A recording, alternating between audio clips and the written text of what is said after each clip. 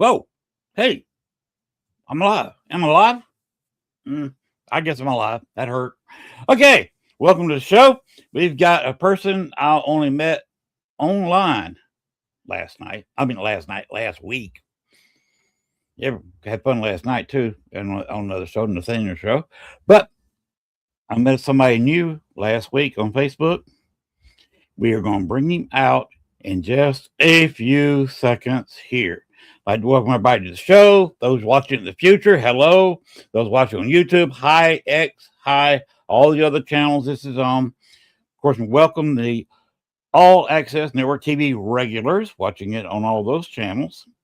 Yeah, you notice I'm slowly changing things in here. I'm trying to get the construction done, folks, but it's going to be January before I can get things moved around. I still got to move some big pieces of furniture to finish this room, and I'm just dreading it. I got Christmas stuff up. I'm just being lazy. Oh well, let's get on with the show. Let's go ahead and open the door up, please.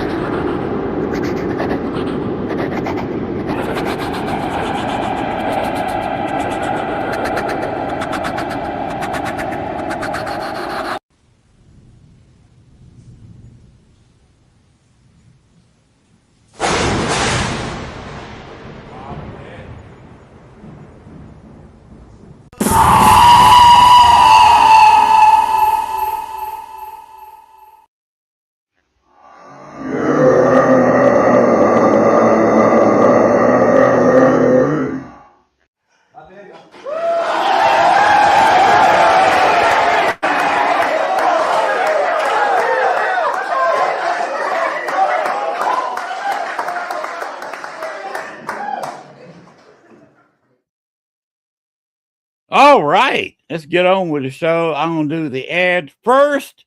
Hey, there's always these friends of mine all over the place, including some friends of mine who run New Orleans Paranormal.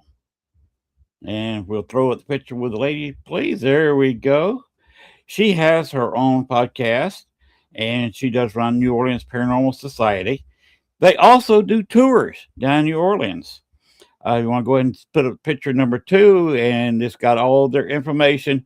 All you got to do is pause this video, maybe make it a little bit bigger. So you got their phone number, their address. They do tours. If they sell tickets to 6 nights a week, 6 or 7 nights a week. And they will also, the reason I did this after the intro, you saw a little bit of the Andrew Jackson Hotel. That's one of the places they will take you on a tour. But also, in January 31st, next year, will be the inaugural New Orleans Paracon. This will be the first of many years. They are, the people running it, Chris and Jennifer Talley, are younger people than me. I couldn't run it for very long. They're going to be down there. They live in the quarter. The host hotel is in the quarter. It's the first time a actual Paracon has been run in the quarter, the French Quarter. They will take you to very haunted places. You saw a couple of pictures of my intro where I was at the Andrew Jackson Hotel. I have contacted 2 or 3 different spirits at the Andrew Jackson myself and multiple investigations there.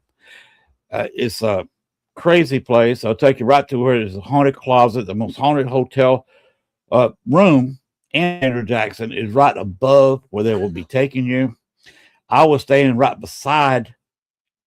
It's a little foyer between their haunted closet in where I was staying, and we had a spirit in there that we could walk in the room and call him by name, and he would answer.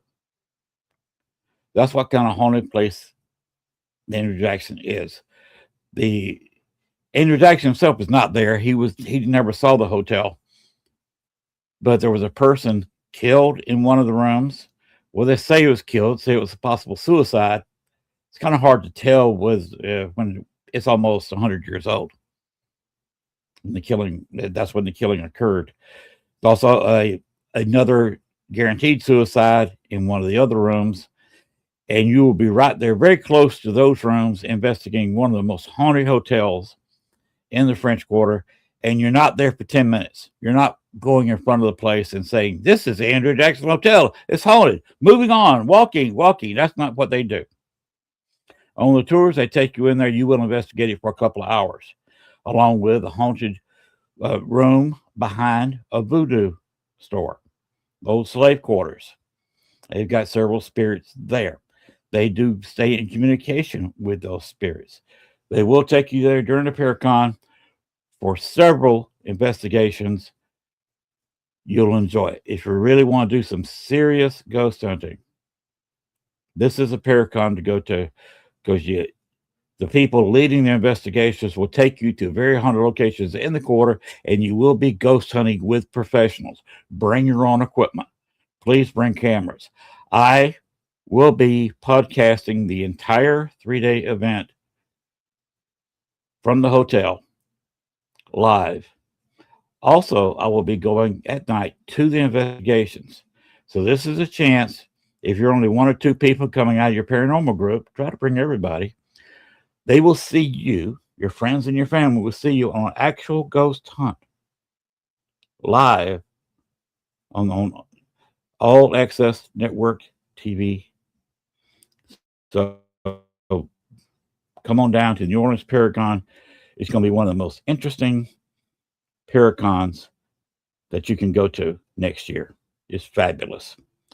Now, we're going to bring up our guest. Bring him on out, please. Kevin Kane. Woo! Hello, everybody. Good evening. How are you doing this evening? I'm doing great. How are you? I'm doing jolly. The reason I'm doing jolly because I am very cool.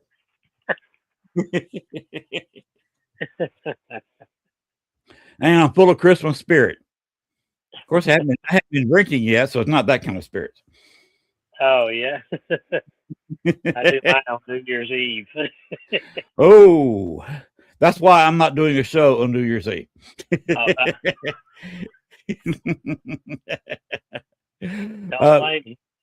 Gwen does not want me on at midnight on New Year's Eve. That would just get too foolish. Oh, because I've got connections on a lot of my alcohol is drank out of a canning jar. Oh, moonshine. You said no? That's untaxed alcohol. That's illegal. I would never. Of course, I do live in the country. You don't know much about me, Kevin. I live just outside of Star City, Arkansas, in the southeast corner of the state. And the town is only around 2,200 people, and I live about 2 miles outside the city limits. Oh, wow. Yes, I have very few neighbors, unless you want to count the raccoons, the snakes, a bear or two. Got a good fishing lake down the street too. Okay, we got somebody making a comment already. There it goes. Oh, let's see. Well, we appreciate the good evening. Good evening to you. Hope you're enjoying the show. But I don't know much about Kevin. He's got some interesting things behind him. first, let's talk about. Are you a lone wolf when you investigate, or do you have a group with you? And start talking about some of those haunted dolls you're always pictured with. Well, I do have a group, Scare of Alabama, although our investigations sort of slacked off after pandemic hit, and also our team leader Ken Johnston, who's also a published author like myself, started focusing on some other things. But normally we do go out as a group and investigate. I'm also connected to Abnormal Alabama with Kelsey Graham and Catherine Marie. So we've gone out and done some investigations too. And both teams, I've wound up collecting a lot of these dolls on investigations, but many of them have come from other collectors, other investigators around the country, even some across the world. I had a demonologist send me a couple of dolls from Australia uh, several years ago. They don't have demons attached to them, but she wanted to just get rid of them, and so she surprised me and sent them to me. Um, I started doing this. Happened sort of branched off of my paranormal investigating. I've been investigating since 2003, and I did start out kind of solo. Me and my brother would go out and do investigations, and then I met Kim Johnson and joined Scare of Alabama over a decade ago. Uh, which Scare, if I remember, it's been a while. It's what is it? Society. I don't know. It's abbreviated for something. I just call it Scare. Scare of Alabama. It's abbreviated for something. Scare, but I don't remember what the words were. Shame on me. But yeah, we just go by Scare of AL. Okay. And Well, I can't remember what SHIELD stands for either. I think it was Society or Search something. Research. I know the RE part is for research. So Kim would probably slap me over the head for not remembering what it stands for. But it was shortly after I did that, and we sort of we were getting a lot of calls back then. In fact, one of Kim's investigations right before I joined was featured on that TV show Paranormal Witness. It's the one that took place here in Alabama. Can't remember the name. Rock. I want to say it's Rockford, Alabama, because I thought that sounds like that old show, The Rockford Files. If I'm not showing my age too much, I think it's called Rockford, Alabama, not far from Auburn. And there was a family that dealt with a pretty evil entity in their home, and they called on Kim to help out. And that investigation took its toll on Kim. That was a toughie that she dealt with there. Uh, so that got our team kind of well known, and some of my coworkers found out what I was doing, and that's when one of my former managers said, "You know what? I've got this doll I bought in Michigan. Um, her name is Patty, and she's supposed to be haunted, and I'm starting to think she might be." Now, at that time, first of all, if you'd asked me 15 years ago, would you ever have a house full of haunted dolls? I'd say you are crazy. No, because the first thing I think of when I think of haunted dolls is Chucky or Annabelle. So I said, no, this, that would be crazy. But uh, my former manager offered me her haunted doll named Patty and told me the story about when she'd bought it at one of those, I can't remember those yard sales they have when someone's passed away. I can't remember the term we use. Estate sale. An estate sale in Michigan, White Cloud, around that area. And the man she bought it from told her, well, now this is supposed to be haunted by a little girl. It was a relative of ours named Patty. And of course, she right away was like, I don't believe that crap. Just give me the doll. She liked to collect dolls and antiques. It's a beautiful little doll with a bonnet, and it's in this little crawl position. It's head and arms and legs are glass. The body is kind of a cloth material, and it was uh, on the back of the doll. You can see it was manufactured in 1986, so it's vintage. She brings it home all the way from Michigan and brings it into her house. And not long after, the room where she had the doll, her little 4-year-old granddaughter would go in there and she would come out and say, "Grandma, little girl playing with the dolls." And she'd say, "Well, what are you talking about?" Because there were no other children in the house. "A little girl playing with a doll." She'd take her in there to the point out the Patty doll and said there was a little girl there. The man had told my manager that the little girl that owned that doll was named Patty, and that her mother, who was a prostitute, didn't take very good care of her, would often leave her alone at night. And the little girl was only like 7 years old, Patty. Real pretty blonde girl, they described her. And one night, the mother left her alone for hours, and the little girl got hungry and was in the kitchen looking for something to eat, and she came across a bag that she thought was candy. So she ate it, and she didn't know it was actually drugs her mother had taken for payment from one of her clients. You know what I mean? So little Patty passed away during the night. She didn't wake up the next morning. She uh, died from the drugs. The neighbor found her. In fact, it was the neighbor that had given her this little doll that I now have. It was her only toy because her mother didn't care about her or buy her toys or anything. So the neighbor had felt sorry for her, and that morning when she didn't see Patty, she went to check on her, and that's how they found out she was dead.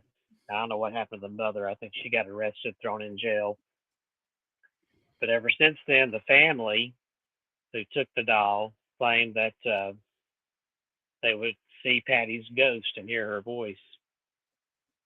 So now, my manager in her home, getting back to her story, here's her granddaughter seeing a little girl's ghost. So then Judy started, my manager started seeing or hearing a little girl's voice in the room at night where that doll was and hear little footsteps. Sometimes she would hear the little girl singing, but she'd go and look in the room and nobody was there. Well, I thought that's a cool story, and I wasn't sure if I believed it. So I said, "Well," she said, "I need to get rid of it, and my daughter won't take it. She's scared of it." So, so she said, "I know you love ghosts, so why don't you take it?" And I said, "Okay, this will be a cool conversation piece. Wow, I can't wait to tell my team about it." So I take it home and I take some pictures of it on my bed. And one of the pictures is beautiful, perfectly round orb, you could call it, which I'm not a big orb fan. Sometimes that can be dust or insects, but this was so distinct and it was right over the doll's head. And I took other pictures. It never showed up again in any of the other pictures immediately after. And I thought, interesting. So I would start at nighttime setting up my little handheld voice recorders near the doll. I would try to test it out, see if I could catch anything. Got an EMF detector. Every once in a while it might flash, but I thought, I really wish I could catch something solid. And I'd play back my recorder every morning the next day and wouldn't catch anything. And finally, 2 weeks later, one night, I'm sitting in my recliner. It's at 1 o'clock in the morning. I'm half asleep and I'm talking to this doll. And I thought to myself, let me talk to her like, I would talk to a child. I talk to her like this and tell her a story and maybe sing a song and see if I can get a reaction on the recording. And I felt like a fool. And especially being half asleep, I played back the recording the next morning and I thought, man, I sound drunk. And I get to the end of it. At the very end, I hear myself saying what I had said the night before. I'm saying, okay, time to go to bed. Sweetie pie, I got to go. Uh, and I can't remember something else I said, but just as I'm turning the recording off, you hear a little girl's voice right when I say, got to go to bed, got to go sleep. And you hear a little girl's voice say, righteous, right as I turn the recorder off. And I heard that and I'm just like chills are going up my spine. I'm half excited and half scared because I'm thinking, oh my God, this is real. I just caught an EVP. And I knew my little apartment I was living at the time was not haunted. I've never had any experiences. Nothing ever followed me home. And I'm like, oh my God, this is real. And then the other half of it is going, holy crap, what did I bring into my house? Now I got to go.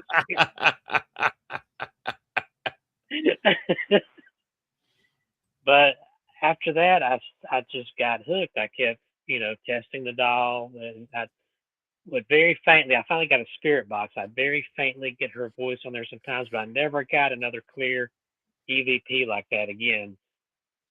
Um, not from Patty anyway. It's always spirit box that I use to do that with now. But that started my journey. I opened up a Facebook page and my YouTube channel, My Haunted Dolls, which at the time was just called Patty the Haunted Doll.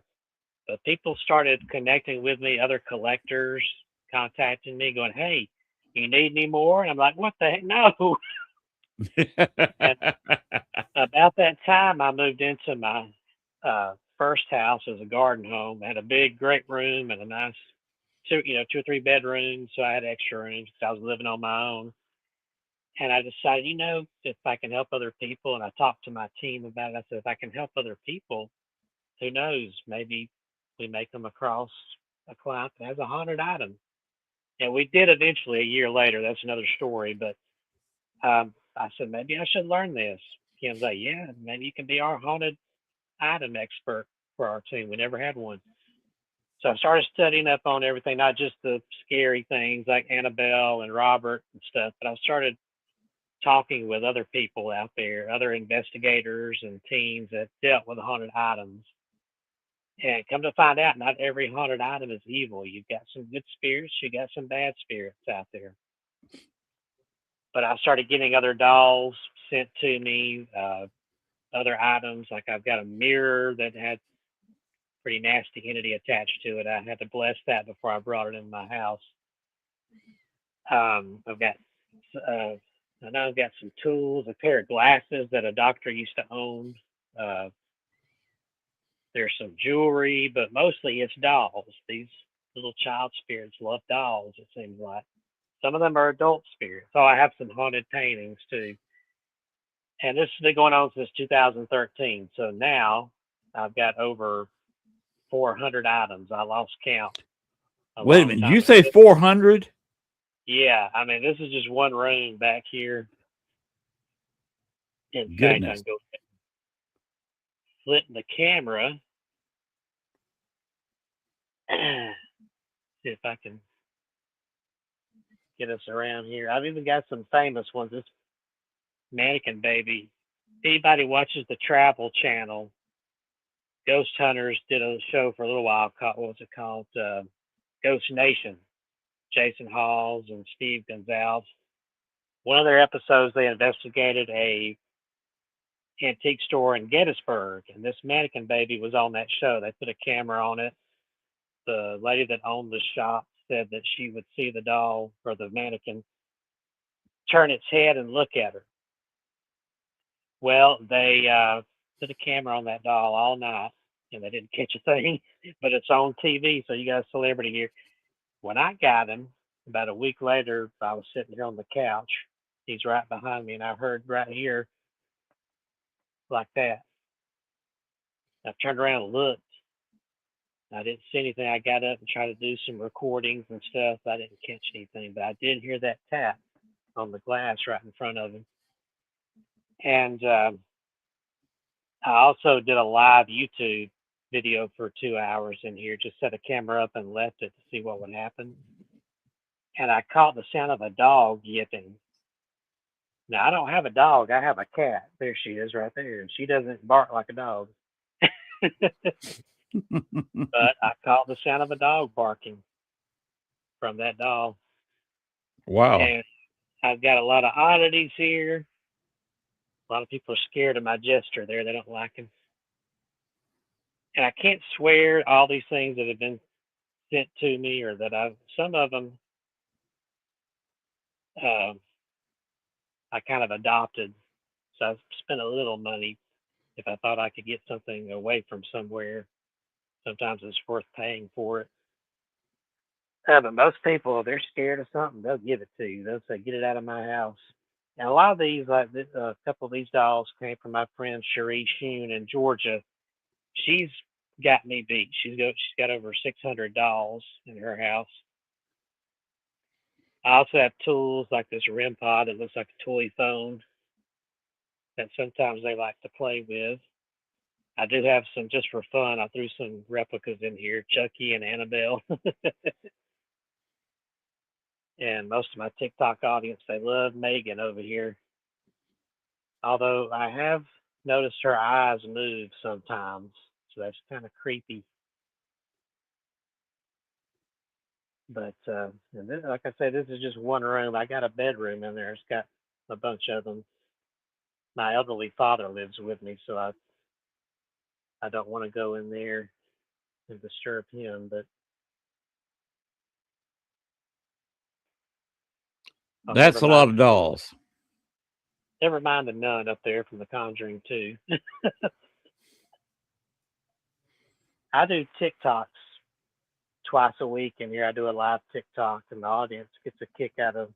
I'll just turn the spirit box on, and I used to know an investigator named Gil down in New Orleans.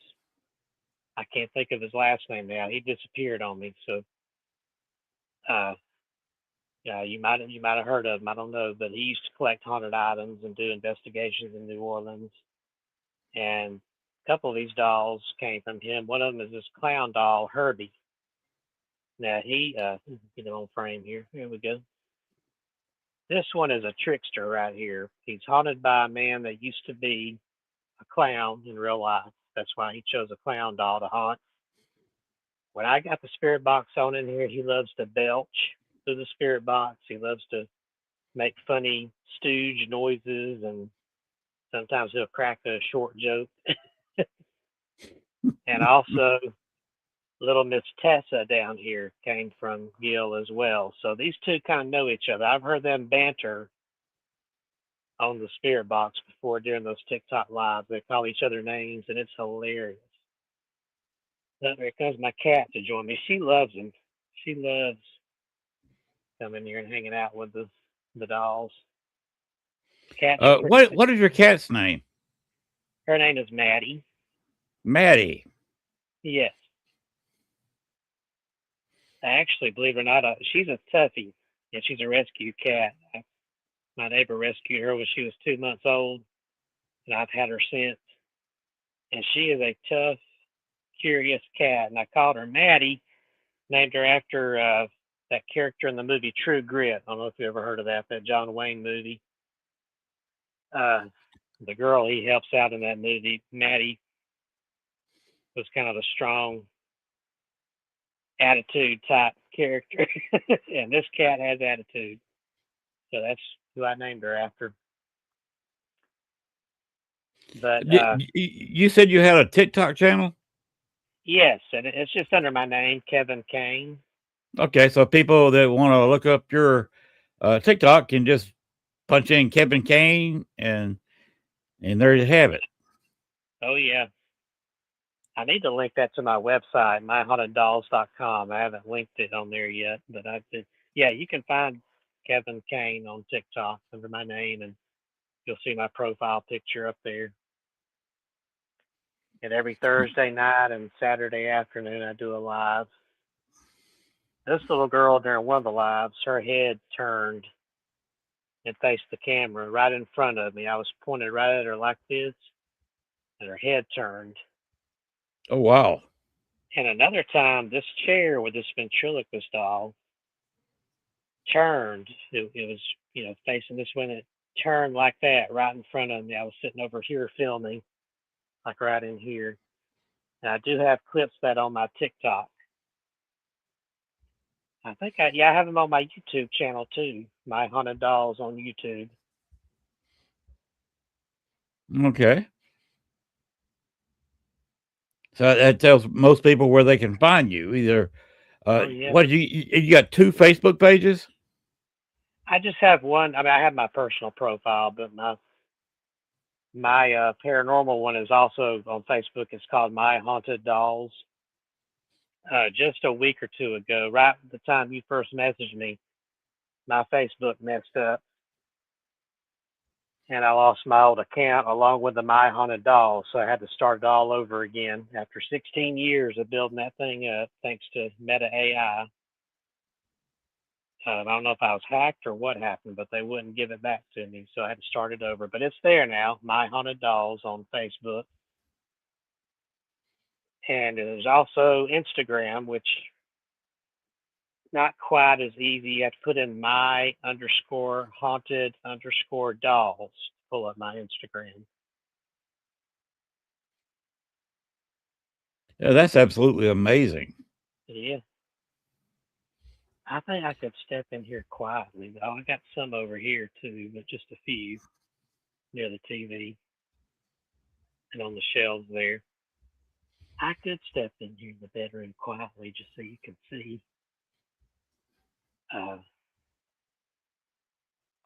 Because I hate not to show Patty after I've told her story.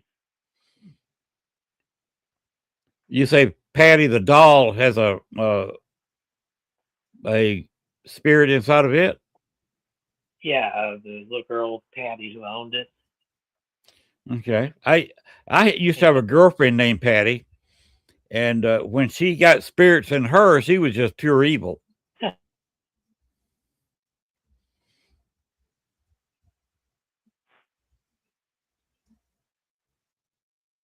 Did you freeze? Uh-oh. There we go. I had to cut There you my go. Wi-Fi off because it's weaker in here, so we're good now. Okay. I'm trying to get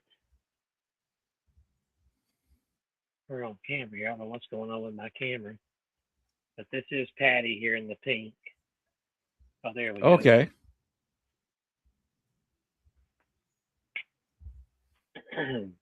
There she is. Here She's the she one is.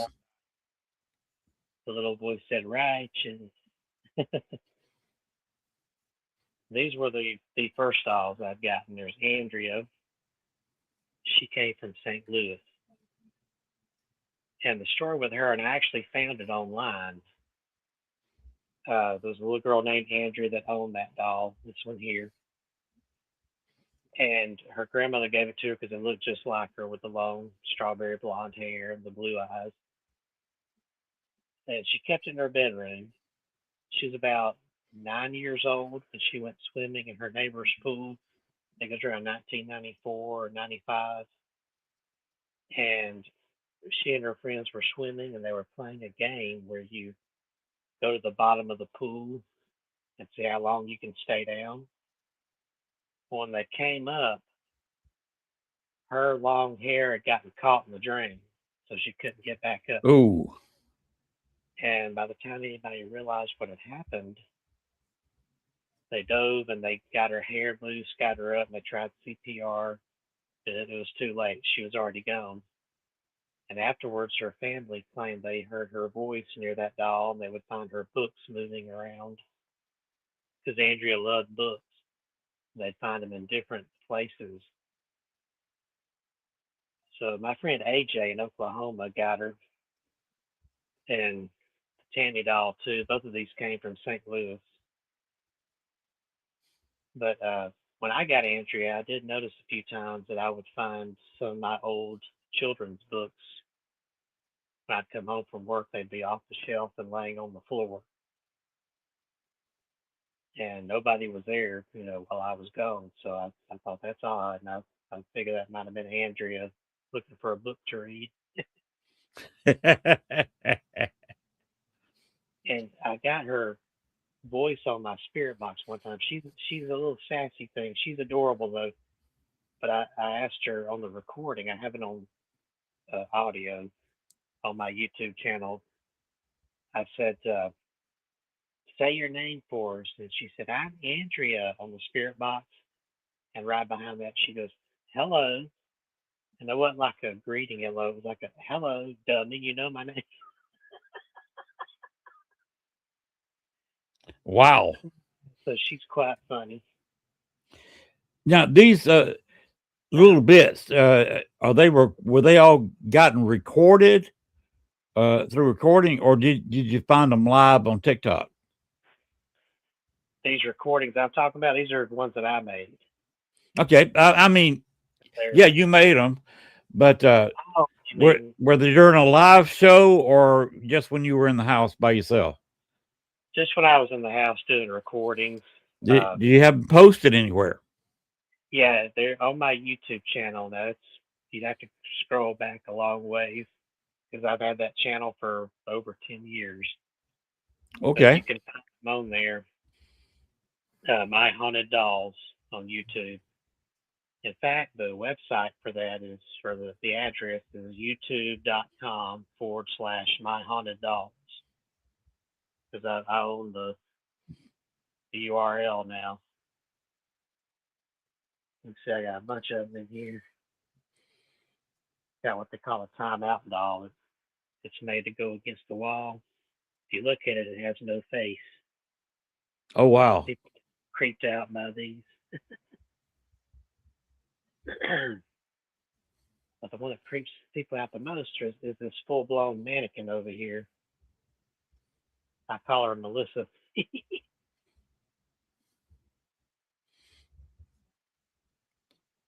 Do you entertain often at your place? And if so, what do your friends say about all this? Oh, they love it. I would have once a year. I would have my paranormal team, and they could bring their friends and family. They'd come over, and I'd do a cookout. It'd start in the afternoon. If it was the summer, I'd do a cookout. If it was or cookout, I mean, if it was wintertime, I'd do a chili and soup dinner inside, and we would eat and hang around, and then do a little investigation right there in my house of all the haunted items. And I ran out of room, so I had to move to this house 5 years ago. I'm gonna go back in the main room now. So I don't. Well, at least you had the means to get a bigger house. Yeah, that's true. I had just always been nervous about getting a haunted object. I had a bad experience, and when I lived in Chicago, Glenn has heard this story before when I was talking to John Zaffis, John Jathis, excuse me, and a girl I worked with picked up some plate fragments, and there was a spirit immediately that first night started appearing at the foot of her bed, about a 6 foot tall shadow figure. Ooh. Her husband thought she was going crazy until she woke him up, and he saw it too.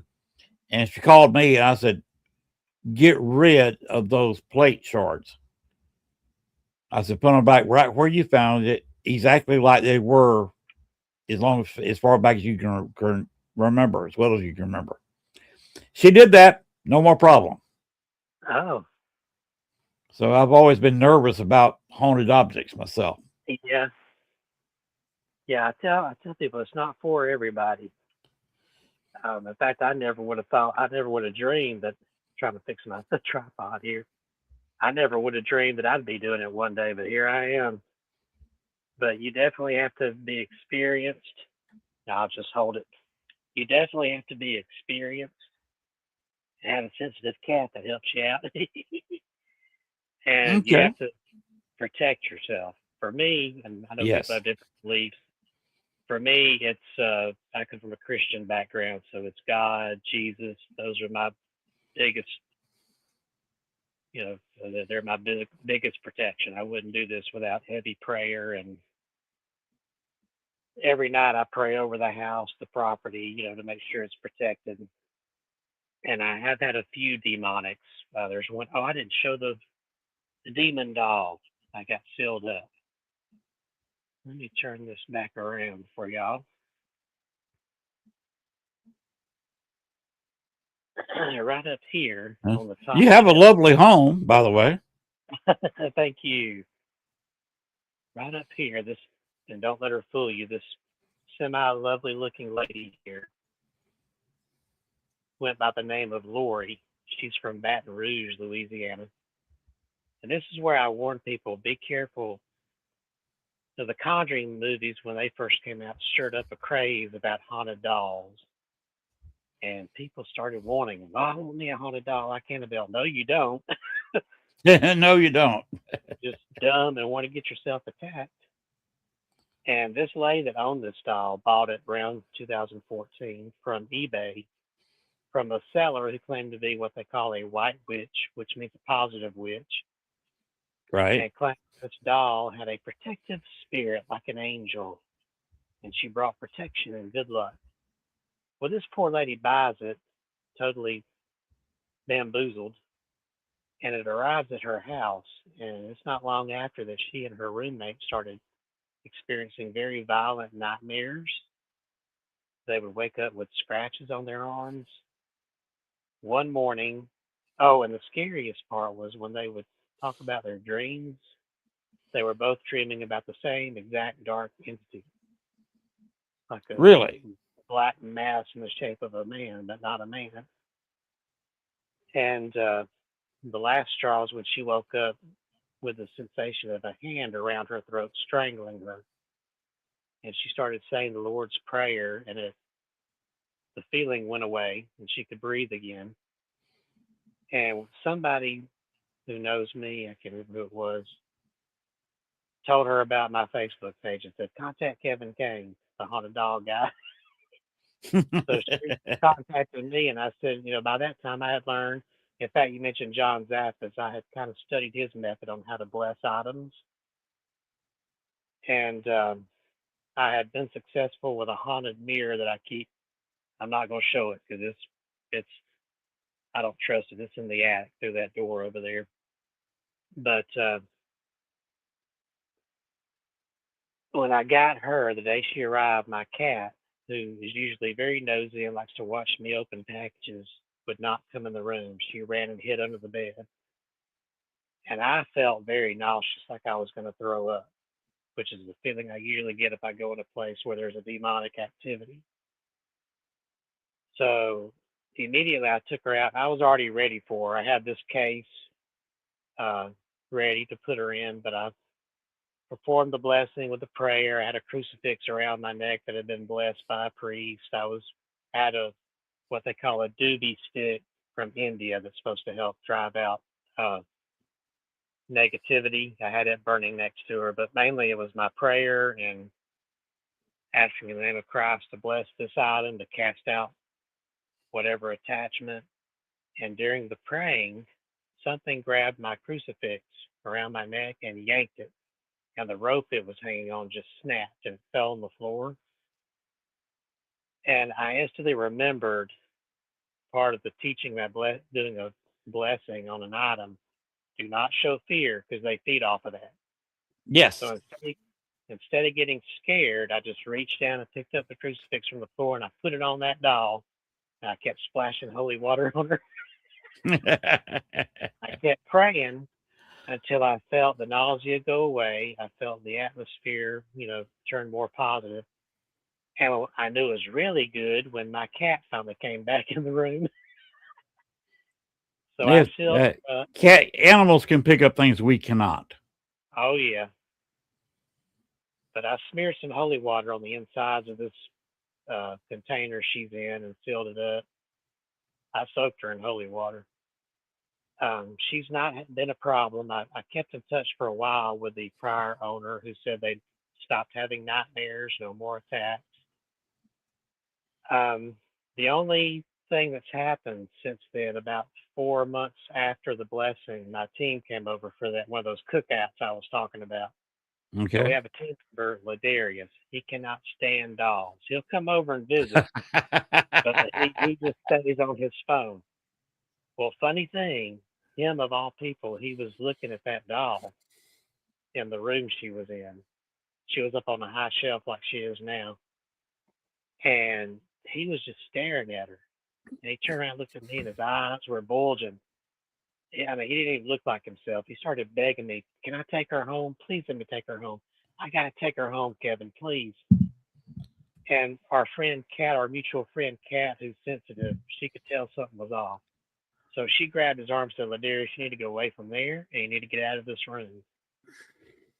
So we got him outside the room, and he suddenly went back to normal. And to this day, in fact, I was talking about that a couple of months ago. He was here, and he still can't remember staring at this doll or begging me to take it home. He's like, I hate dolls. I don't know what you're talking about. So that's We had a pretty little crazy. question. We had a little question about that doll. They said a case is really a safe place to have a negative spirited doll, and he has doubts about it. I'm assuming. Whoa. Oh, sorry. There we go. Okay. Try to turn my camera back here. I'm assuming. Yeah, besides the case, you used holy water, and your prayers are reinforcing any kind of case that you've got the doll in. Yeah, that's the belief, and I believe, in fact, that's other than Ladarius, I think there was still a little bit of that energy left, and it was trying to affect him. But since then, I've had no other issues with that doll. It's been several years, so I mean, I believe it worked. There's a few items I've had to bless around here that every time I do that, I always contact the person. I stay in contact with them, the person who owned the item before me, to make sure they're okay. And as long as they're doing okay, that's great. That means the blessing was a success. But definitely containing it, like the Annabelle in the Warren Museum, Right. does help. Well, once you bless out the negative, it keeps the negative from coming back. Right. You said you are a religious man. Which religion do you follow? Christianity. I mean, Catholicism or more of a Protestant or? Protestant, yeah, we were a Baptist church, is what I grew up in. Okay. Even though I do use some of the Catholic methods, like the holy water, because I was always interested by that. It does seem to work, but I feel like it's without the prayer, it probably wouldn't. But You're probably right. So, because you seem to be full of faith, and that's what you need. Yes. So yeah, I do like some of the tools they use, and it seems to work for me. And I know the main key for me anyway. And like I say, not everybody has. Everybody's got different beliefs, but for me, the protection I've gotten from Christ has really helped keep a lot of this junk at bay as far as the negative stuff. Wow. Okay, you got another comment in the chat room. Okay. There it is. Well, this question, if your friend is okay, God definitely protected both him and you that day. Oh yeah, I believe that. And that's why I still pray every night, regardless of how good I feel here.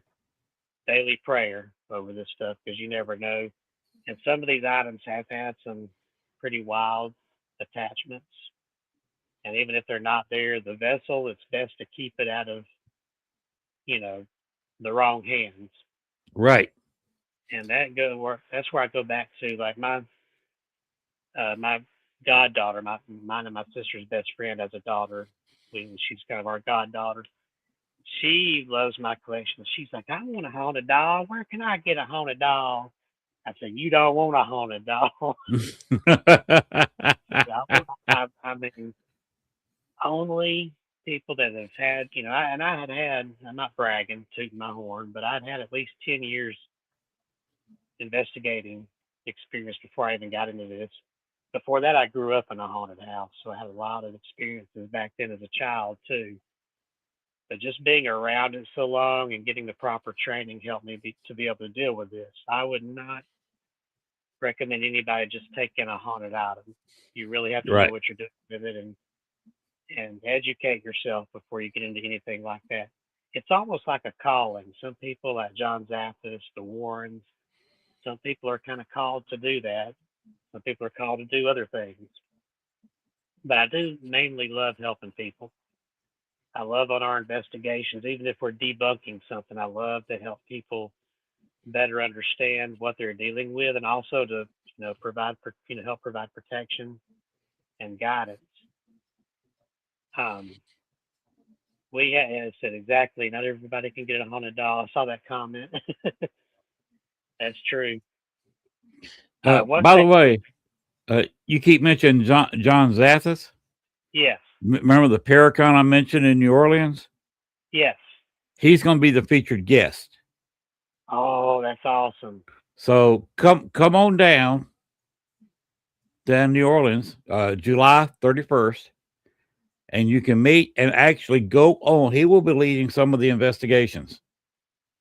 Oh, that is awesome. So how would you like to ghost hunt with John?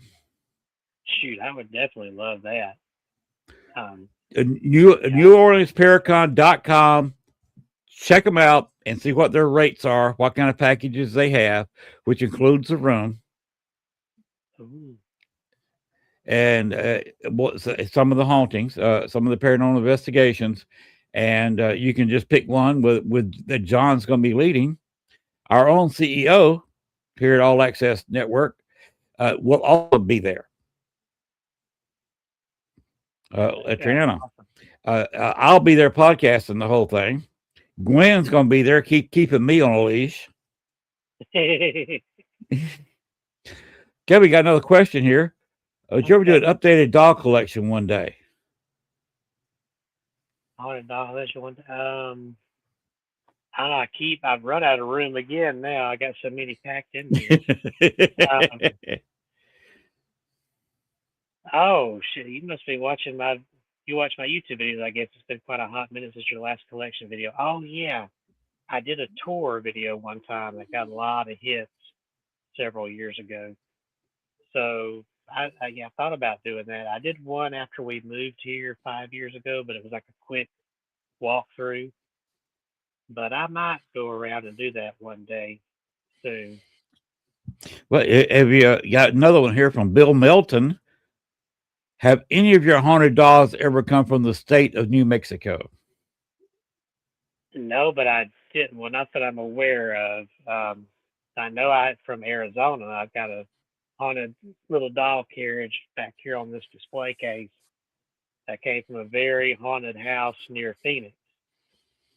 And I think they call themselves the Phoenix Paranormal. What do they call it? Phoenix Paranormal Seekers or something like that. I got in touch with them about the carriage. They sent that to me. This house out there had just a lot of activity going on. There's like a good and evil battle going on inside that house. It was so intense the family fled.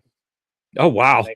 That Phoenix Paranormal team, and they were doing an investigation in there. And this one of them was setting up, I guess, a recorder in a closet, an empty closet, where they'd had some activity.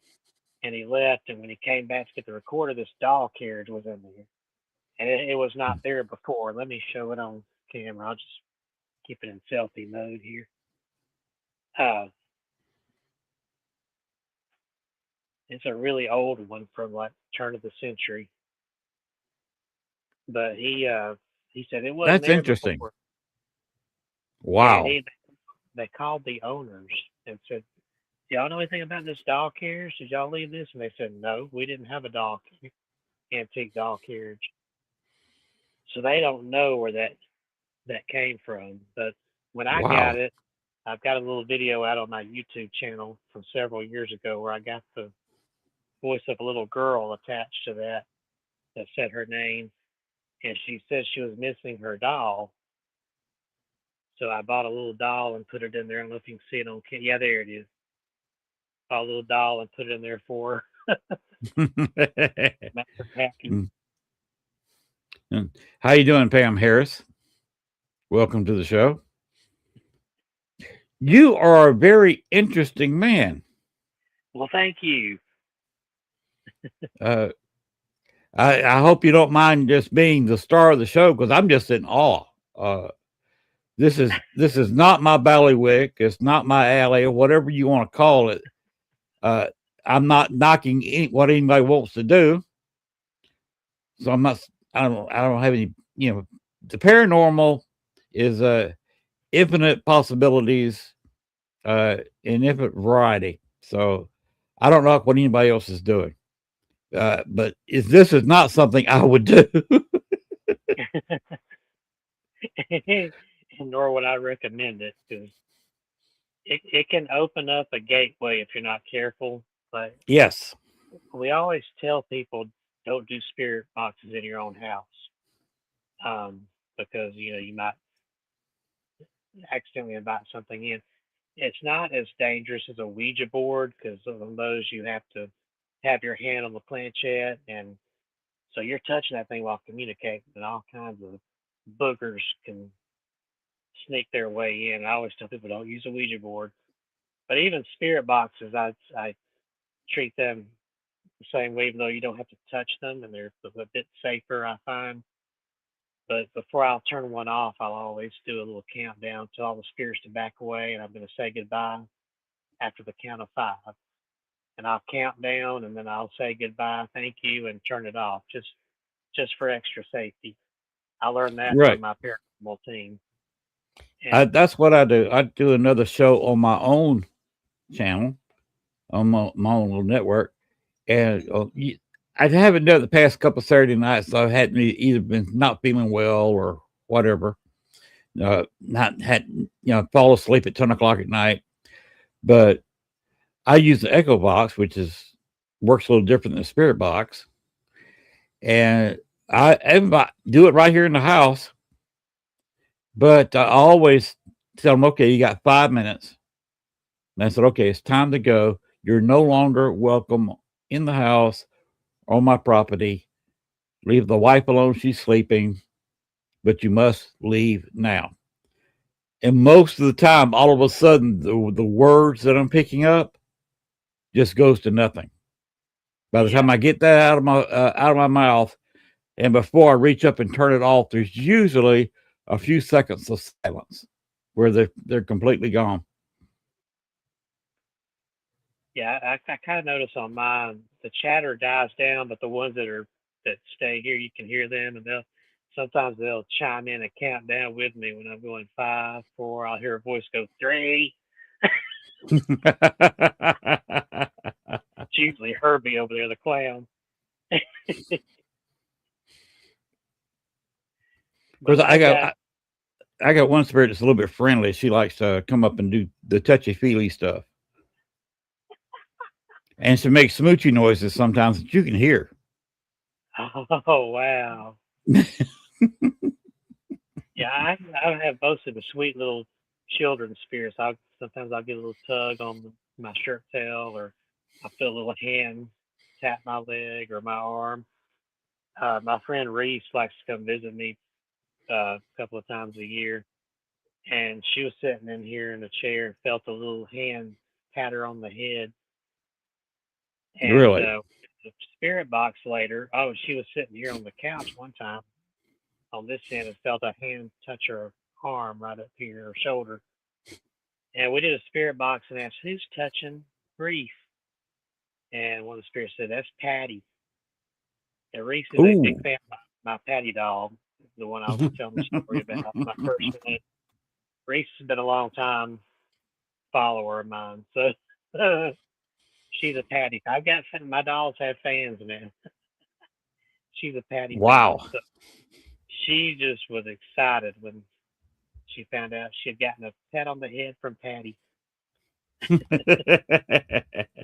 I haven't had any problems. They're really good spirits here, these ones. Well, that's a good thing. Where in Alabama are you? In central Alabama, not too far from Birmingham. So you're a little bit north. You're closer to Birmingham than Montgomery. Yes. Yes, I think Montgomery's like a 45-minute drive from here. It's definitely further south. Okay. My hometown is Columbus, Georgia, which is right there against the Chattahoochee River. Yes, I've been to Columbus before. Now, the Confederate Naval Museum there is haunted. And I've heard that before. I think my friend Kelsey, Abnormal Alabama, that's one of the places he and Catherine went to. So yeah, I've heard that before.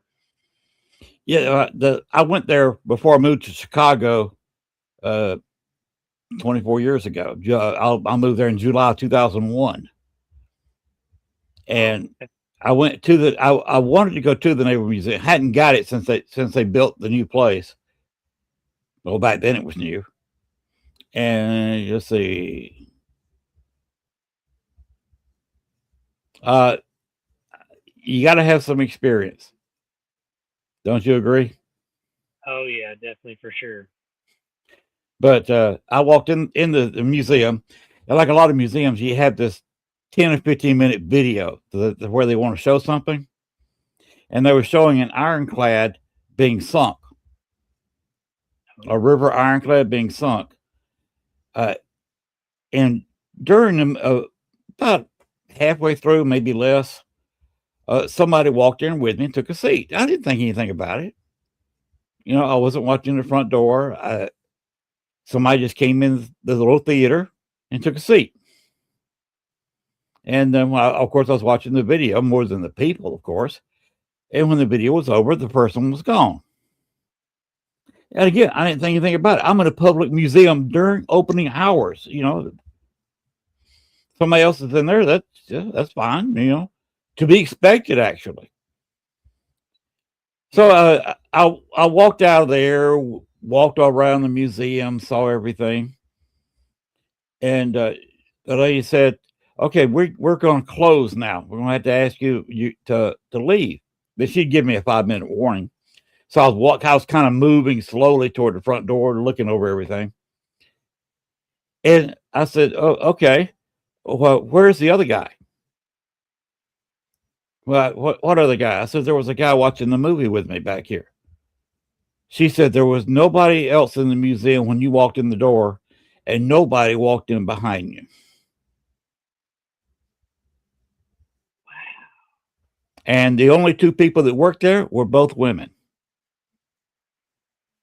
And they said neither one of them walked in on me watching that movie.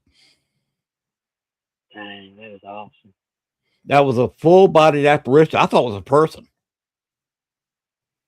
Man, yeah, when they're solid like that, you don't think. I mean, if it was transparent, you could whip your camera out and snap a picture.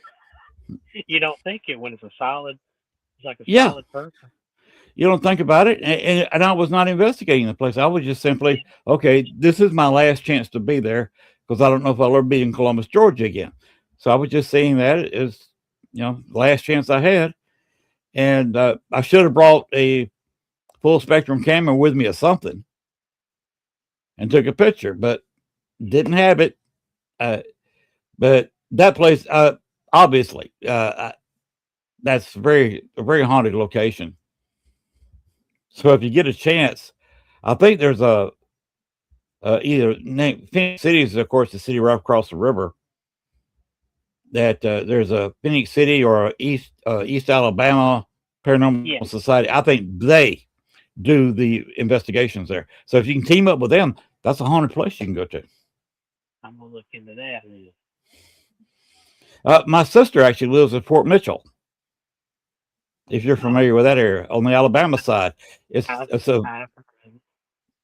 a suburb of Phoenix City, Alabama, and also they have their whole business. There's nothing but a few houses, a trailer park, and the military cemetery. They have quite a bit of land there, right on the river. That's for military funerals and burials. So you could go there and check out a military cemetery, and you can check out some of the river walk, which goes over several places. You can include the old ironworks, which that whole area right there by the river and the ironworks is haunted because that particular place is a convention center there now. But during the Civil War, it was the second largest arms manufacturer for the Confederacy outside of Richmond. So you can actually go in the area at night. Might want to carry 2 or 3 people with you. Yeah. But you can go around that river walk all night long if you wanted to. And there's a couple of hotels in the area you can stay in and hit that Confederate Museum, whenever you can. That's awesome. Yeah, it's a good place to go. And you're right there in my hometown. I was there, born in '56, so you can see how long I was there. Spent the first 45 years of my life there. By the way, I am 69 years old. Just for your Oh, yeah. information, most people that watch the show know that. Let's see, the only dog that you kept. Uh, oh, you said, are they a good spirit? You say that most of your dogs have the are good spirits. Yes, most of the ones because negative stuff doesn't tend to hang around very long when I start telling it off and doing prayer and everything. So yeah, they're mostly all good. Oh, it's starting to rain outside. I hear the rain. But yeah, they are mostly good. And I've had some, I mean, 13 years almost now. I've never had a negative thing happen to me. Of course, like I say, I keep my faith strong in Christ for protection. And that's helped out a lot. And as far as I feel like in fact, some of the child spirits like Patty and Andrea, some of them, when they come through the spirit box, they call me Daddy. So I'm Oh, sort of like wow. dad now. So I really love that. That's pretty cool. I feel like I've adopted spirit children, which I uh, don't mind. go ahead. I gather you're not married. No, I do that. Like I have Reese, uh, my international girlfriend there.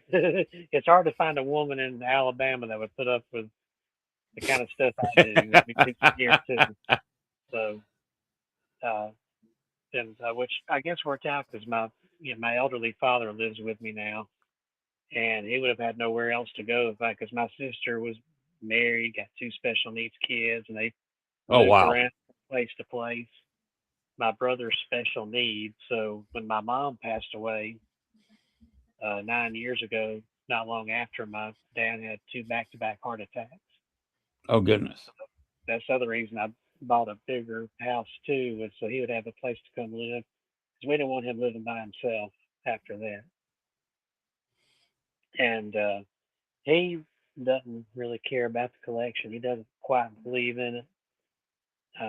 He's Christian. He was a head deacon in the Baptist church. So he's like, "There's anything there, it's got to be a demon." I'm like, "No, I got some nice spirits. They don't bother us." So I get a lot of that around here in Arkansas. Uh, I have some people that don't want to speak to me because they think if I'm on a spirit box, echo box, or whatever, I'm speaking to demons, not ghosts, yeah, because they just flat don't believe in ghosts. yeah, I've had people argue me on my TikTok like, "You just got demons there, man." And I'm like, "No, not everything's demonic. There are Right. demonic, not Mm. not everything." There's there's very few true demonic things.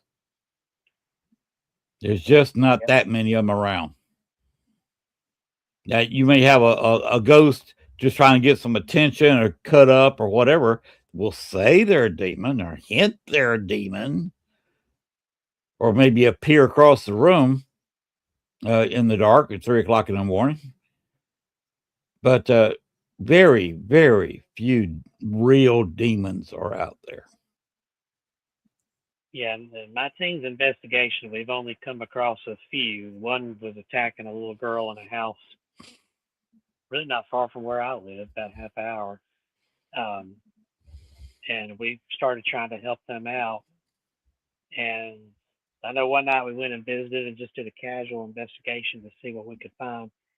Really didn't find anything, but we felt like whatever it is, it might be hiding. She was the only one that would see it. The little girl, she was like 9 years old at the time, and she would describe it to her parents as looking like a deformed gingerbread man hiding in her closet. Well, that just Goodness. brings up all kinds of nightmare images there. And Yes. they didn't believe her, and she kept saying he's on fire. And they didn't believe her until one night when her dad went to check the closet, and there was a clothes were pushed aside, and there was a handprint burned into the wall. And we saw it with our own eyes. It was creepy. So when we did our investigation there, we didn't really catch anything. But the next morning, the mother sent a picture of the little girl. She woke up, her arm was hurting her. She had three claw marks going down her arm there. So Kim, our team lead, she's like, I am pumped off. She said, I'm calling the priest and getting him out there. We had a friend priest who worked with our team sometimes, and he went out there and took a couple of backup priests with him. Of course. And Kim asked me to go. She didn't want anything to latch onto her and go home to her children, and so that since I didn't have any children, I was a sacrificial lamb. She said, I want you to be my eyes and ears. You'll go see what happens, because the family was our clients originally. We didn't want to abandon them.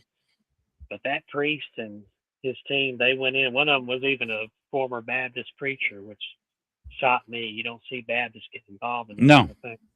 you don't. In fact, I'm sure they don't like what I do.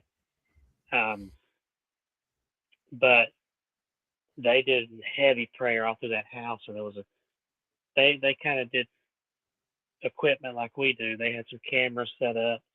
One was in the attic, and while the preacher and the priest were going around praying, they had a demonologist there spreading holy oil and water, stuff like that. Up in the attic, and I'm there physically. I know there's nobody in that attic. I know where everybody is. Everybody's accounted for. But on that camera, you start seeing stuff getting thrown across the room, like some invisible entity is up there, ticked off. And that scared the life out of me. It was like watching something on Ghost Adventures, except, and I remember thinking to myself, this ain't TV, this is real. This is going on right above my head right now.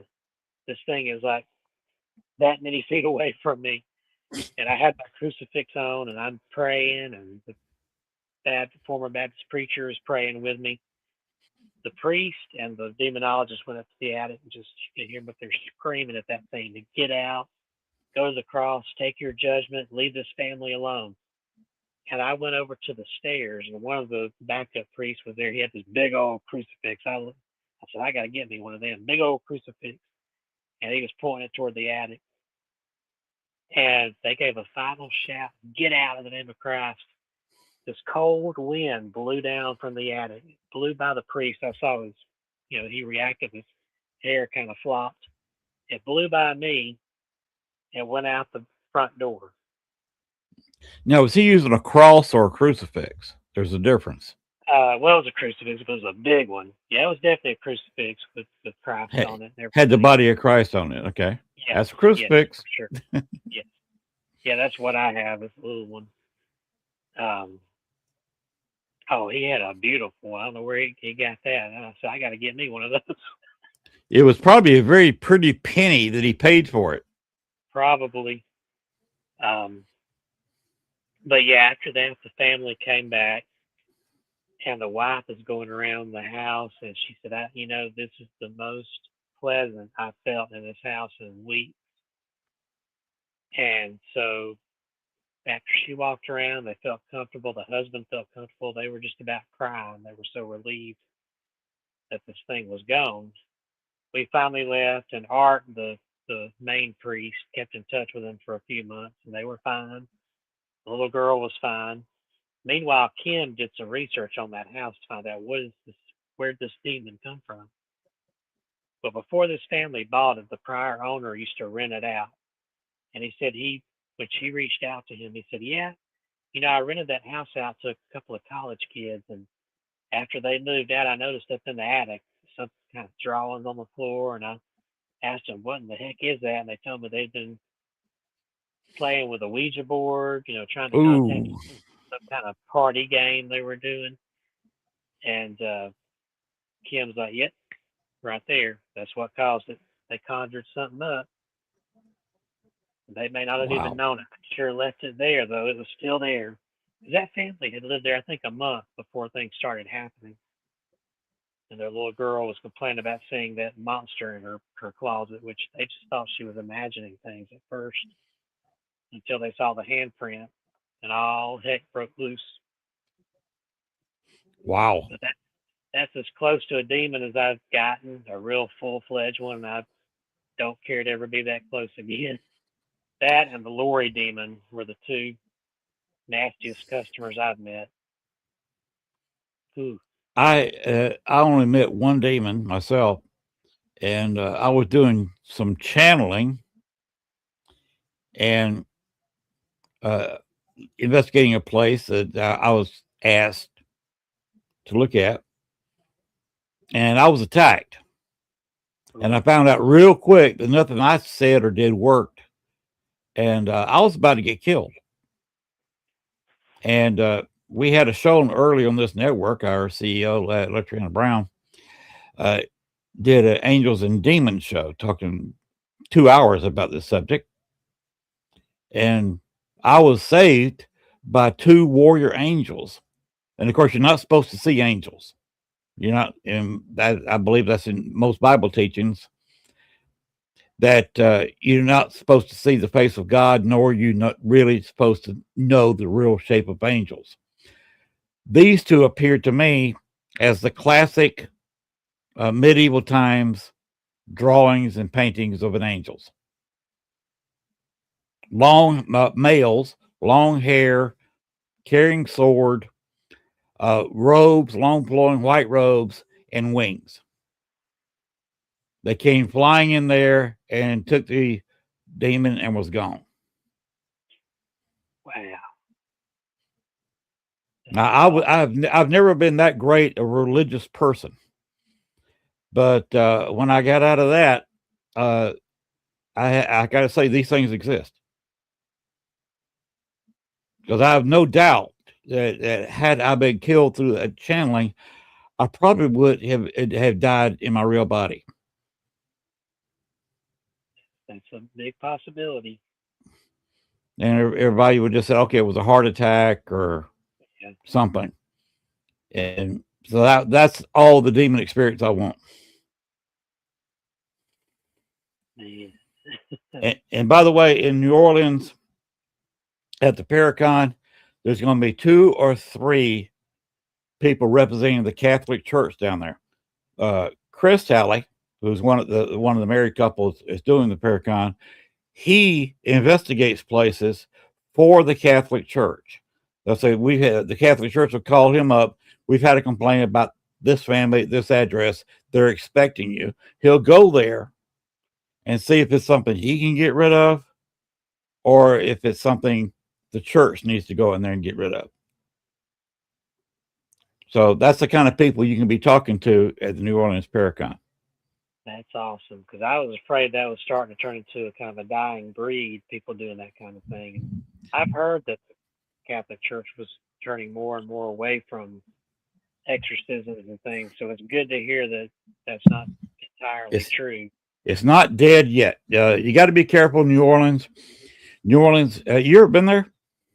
Yeah, close by there. I have never stayed in the city because there's a lot of energy there. Something about it just terrifies me. But you know why there's energy there? Probably because it's a crossroads. It's like the Atlanta airport. Yeah, it definitely is. And I think it's like Santa in the way that I think New Orleans said there's a lot of the streets are built over like burial ground, aren't they? Like a lot of bodies buried under there. Well, you had Native Americans living there for centuries, and there's been white people there since 1603 or 4, and thousands have died. Yes. So anywhere you go, you're basically stepping on a grave there. And you know, the French Quarter actually burned. What's there is called the French Quarter. It was actually the Spanish Quarter. That's why it's got Spanish architecture, not French. Yeah. Most of the old French Quarter is gone. Just a handful of buildings and houses where you can actually see real French architecture. It's a fascinating city. Last time I was down there this past spring, at that closet that I talked about at the Andrew Jackson, a kid, about 14, was on the tour, and he said, I kept hearing the name Toby being said. I'm Toby, I'm Toby. And I said, uh-oh, my fault. Because my friend Chris said, I've never heard that name here before. And he goes to Andrew Jackson at least 3 to 4 times a week and has done this for 2 or 3 years. So that's a lot of visits to the Andrew Jackson. He said he never heard the word Toby before. And I said, that's my fault. That's a friend of mine that passed away in 2007, 2008. Oh, wow. And I've never heard his name before. He's never had contacted me. That was his DJ name. He was a DJ in strip clubs for many, many years.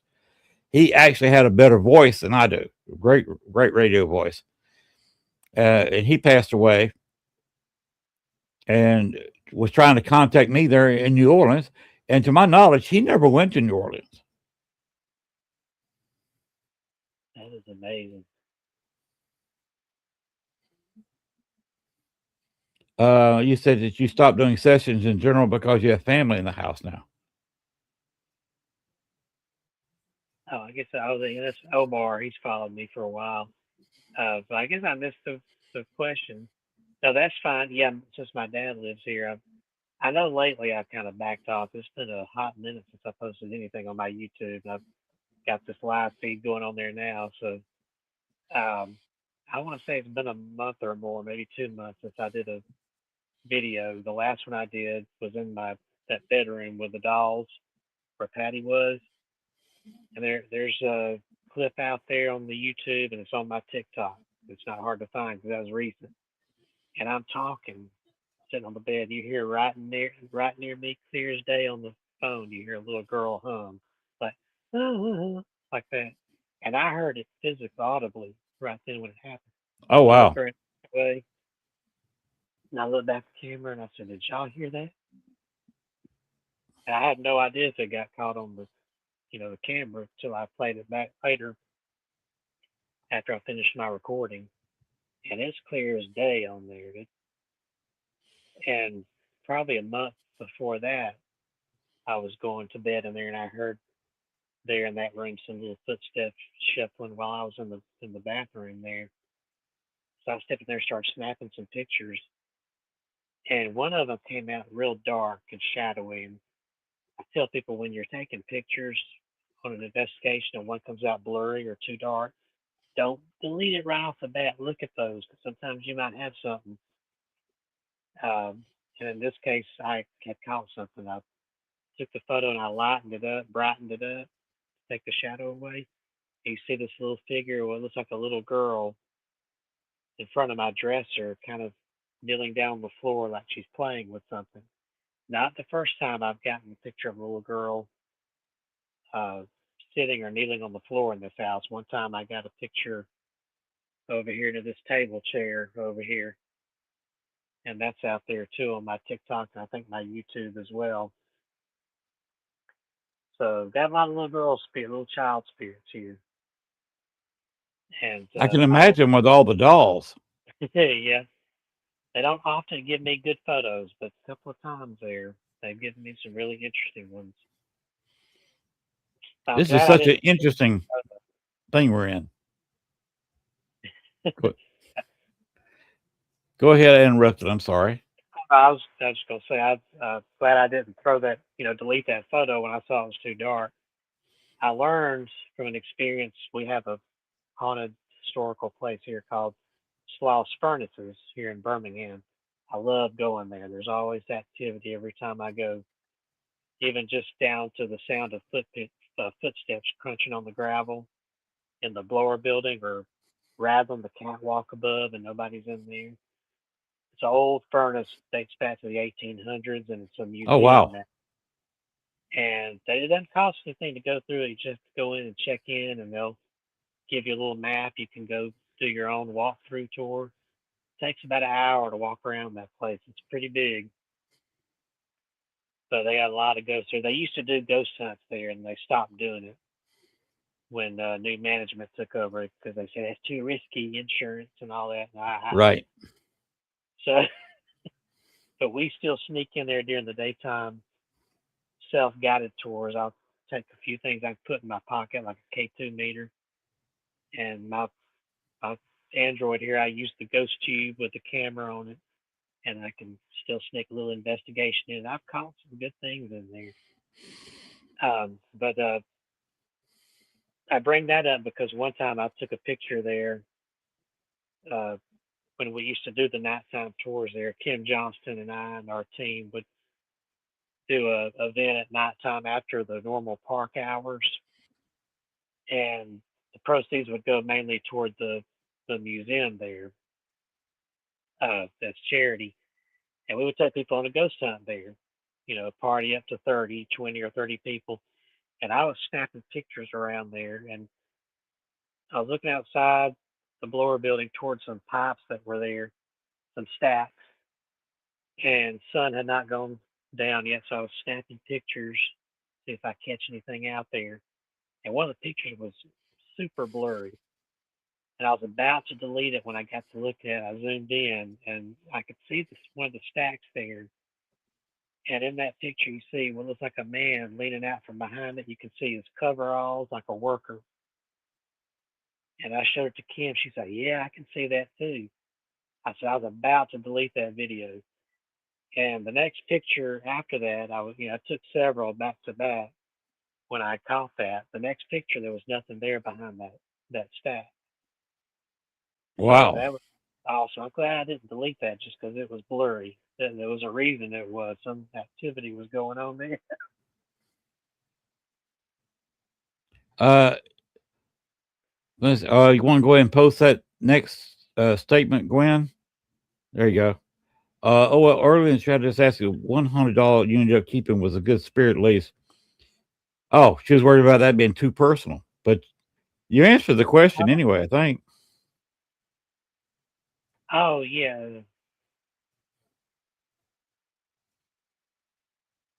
Oh no, it's fine. No, it's fine. Any questions? I can't remember which doll that was now, but yeah. No, none of the dolls are too personal to talk about. I'll talk about them. I don't Yeah, remember I'll which doll. open up to any other listeners. If you got a question, go ahead and post it in the chat room. Kevin just said he's open to answering questions. Don't feel bad. You ask a question. Oh, Yep, it's fine. that's what we're here for. To answer questions. Kevin and I are just sitting there jib jabbing along, getting to know each other. If anybody's got a question, either one of us, we will answer to the best of our abilities. Oh, I did answer it. Okay. No, that's fine. Yeah, nothing I've answered tonight was too personal, so you're fine. About the only thing personal I asked you was, where you were, and I told you my hometown. So we're from not that far apart. We're maybe an hour 15 away. Oh, okay.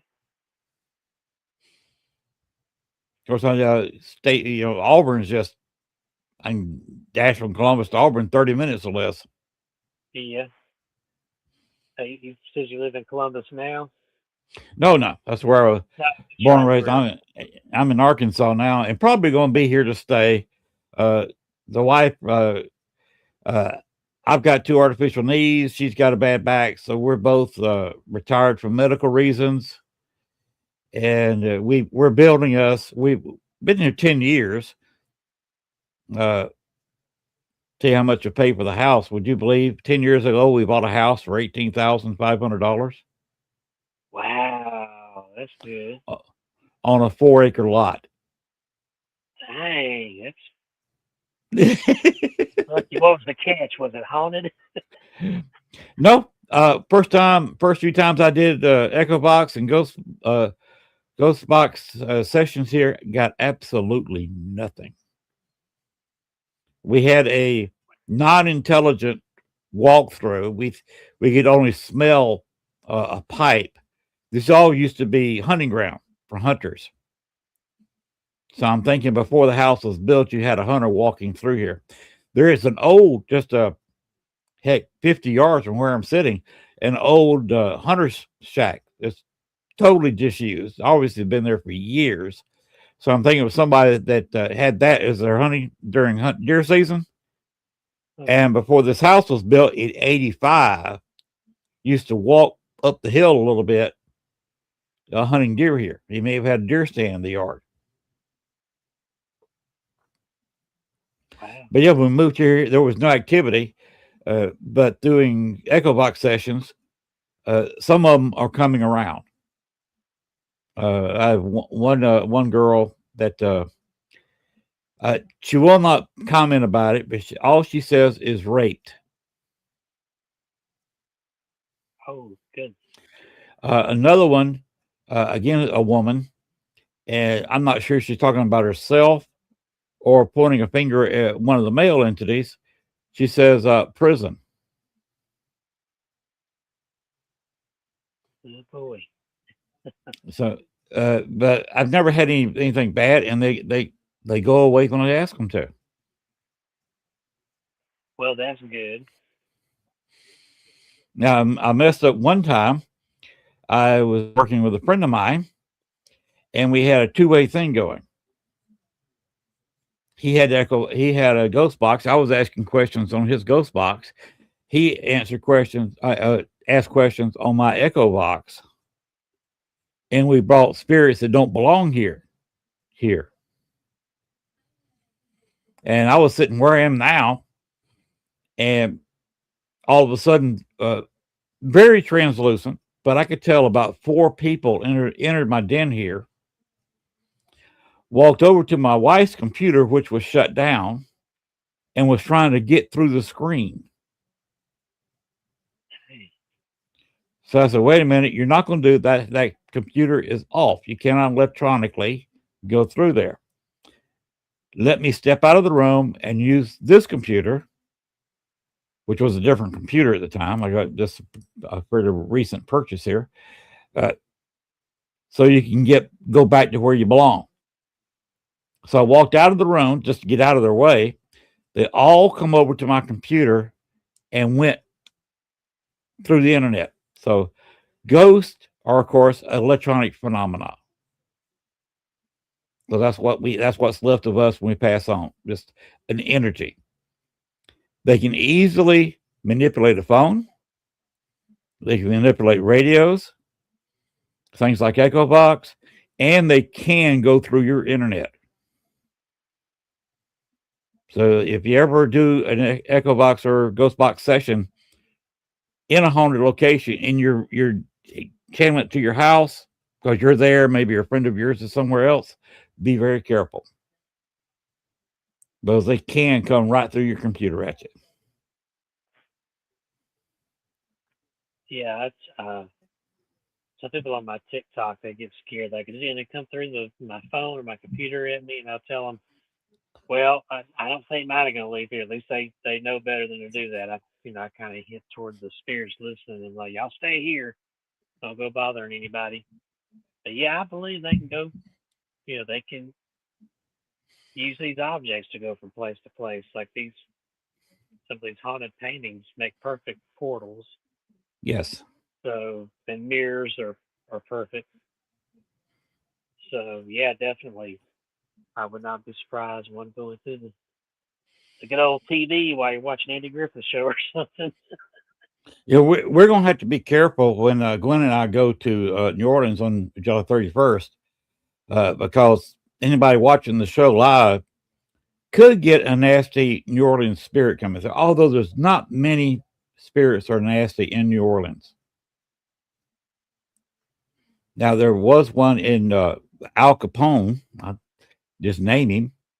There's a fiberglass statue of Al Capone sitting in one front of the restaurants, and it's been stolen 3 times.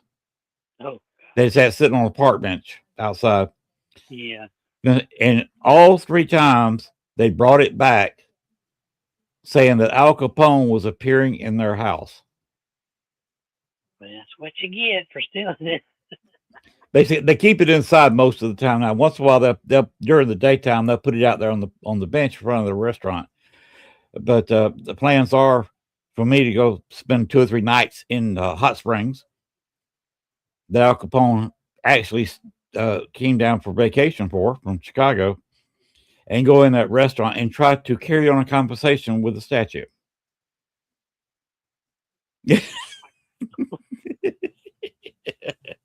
So that's on my to do things in the next year or so is basically just draw up a chair or sit on the bench with Al Capone and see if I can hold a conversation. Well, I can't laugh because I did that. I got a little snippet of it because I didn't have enough time to really stop and talk to her long. But when I went to Savannah, Georgia, right before pandemic, back in 2019, there's a haunted statue there in Bonaventure Cemetery. A little girl, her name is Gracie, I believe. Yeah, Gracie. And she's so popular, they've had to build an iron fence around her Right. grave because they have a after she died. When was that? Late 1800s or early 1900s? They had this. Her father was wealthy, owned the hotel there, and he had this famous Italian sculptor make a statue of little Gracie Watson to put on her grave, and it's still there. And they got a fence around it now to keep people from touching the statue, leaving their greasy fingerprints on it, and that ruins the I guess it's marble or whatever the stone is it's made out of. Right. Yeah, a little salty stuff off your fingertips. And if memory serves, some people were trying to actually hit it with a hammer and take a chip of it home.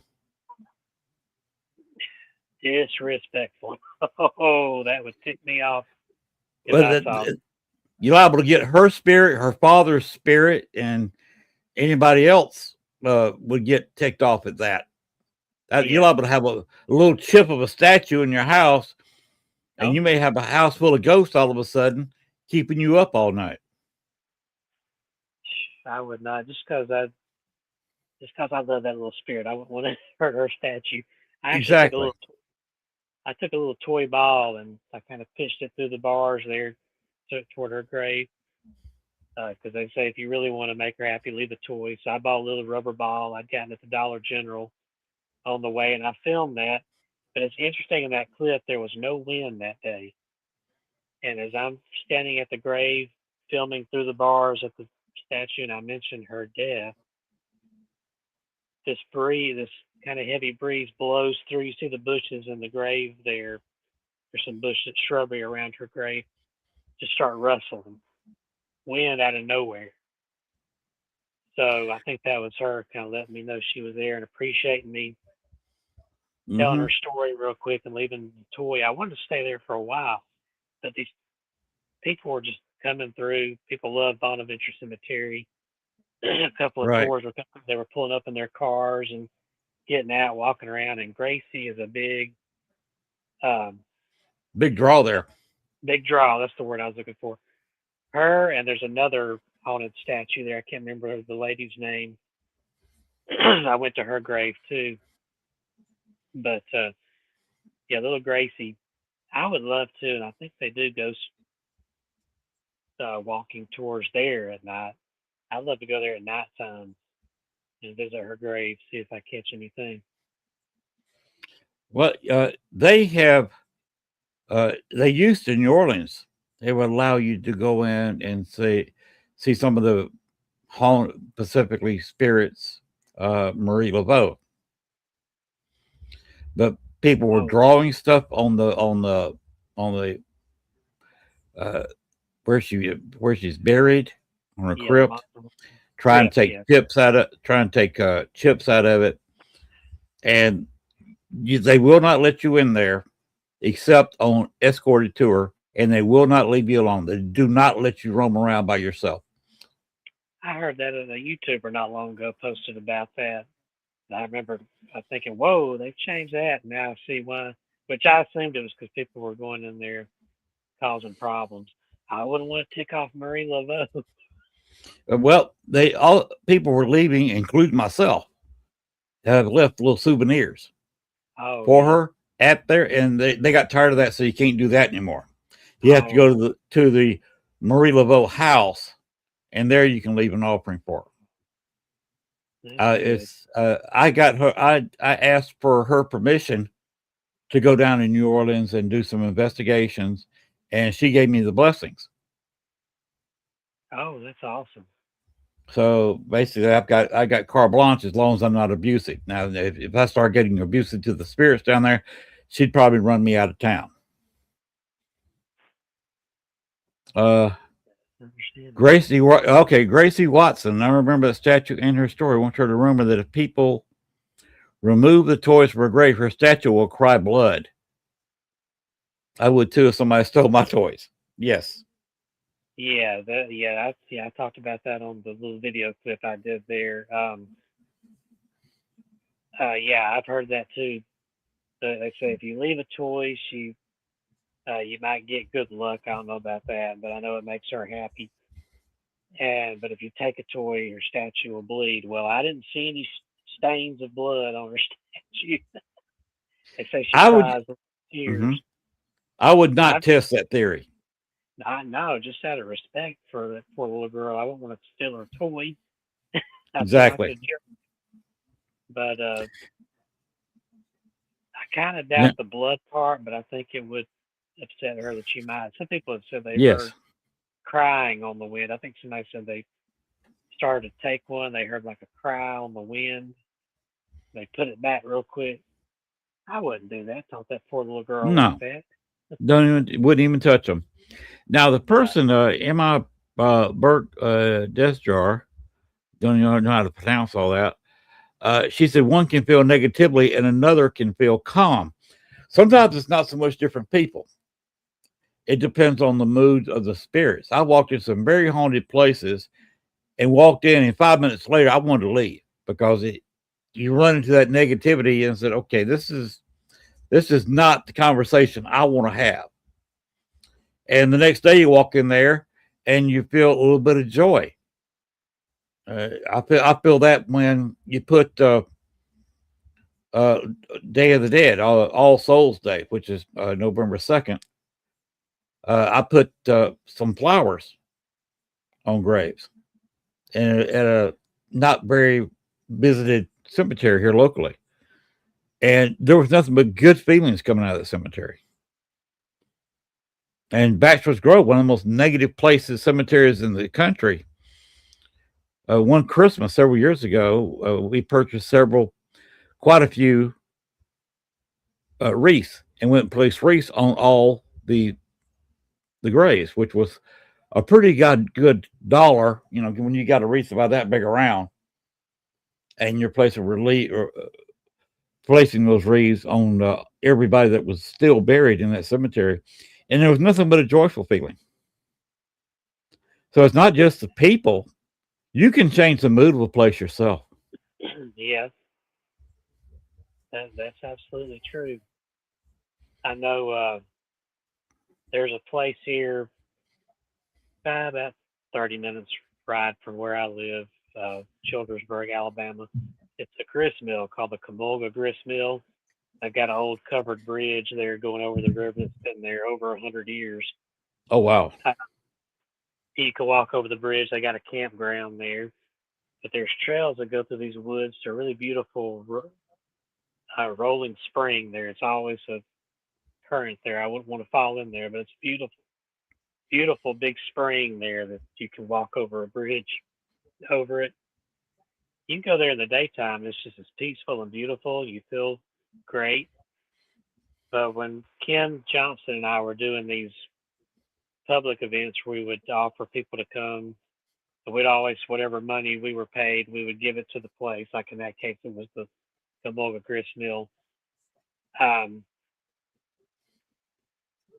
we did a event around Halloween time, and the grist mill itself is kind of haunted. The old couple that built it still kind of linger around the place. Very good spirits. They're very nice.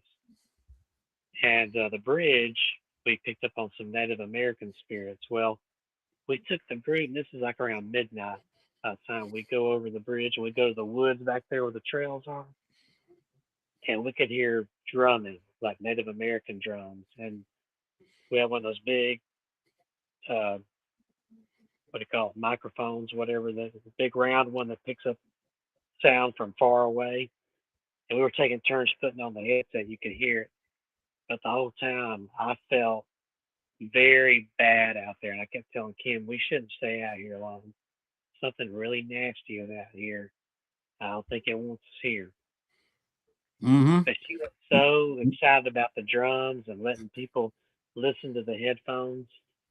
Meantime, I heard a woman somewhere off in the other direction. I heard a woman scream and felt like something was rushing toward us. And I told Kim, we got to get out of here, Kim. And she wasn't listening. So I grabbed my crucifix. I always wear it when we go on investigations, and I'm just saying the Lord's Prayer. Mm-hmm. And finally, I guess she finally picked up on how serious I was, and she said, I turned around where I wouldn't scare the people that were there with us.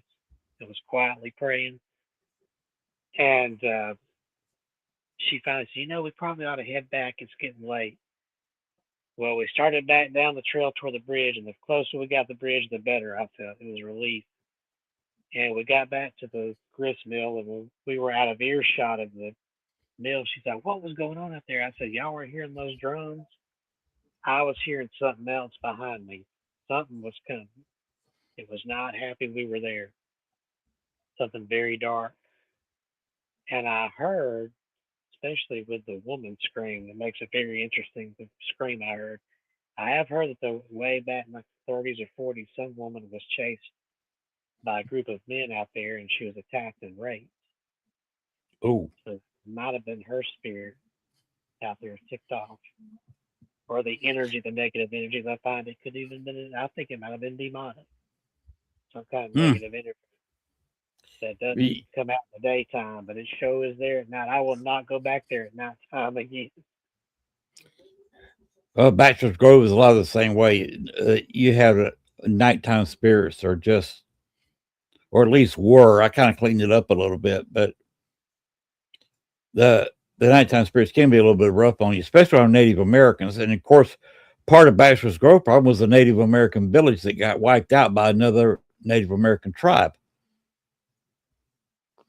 Uh, you have the Native Americans weren't all friendly to each other. There No, was a lot of fighting going on. There's all kinds of stories.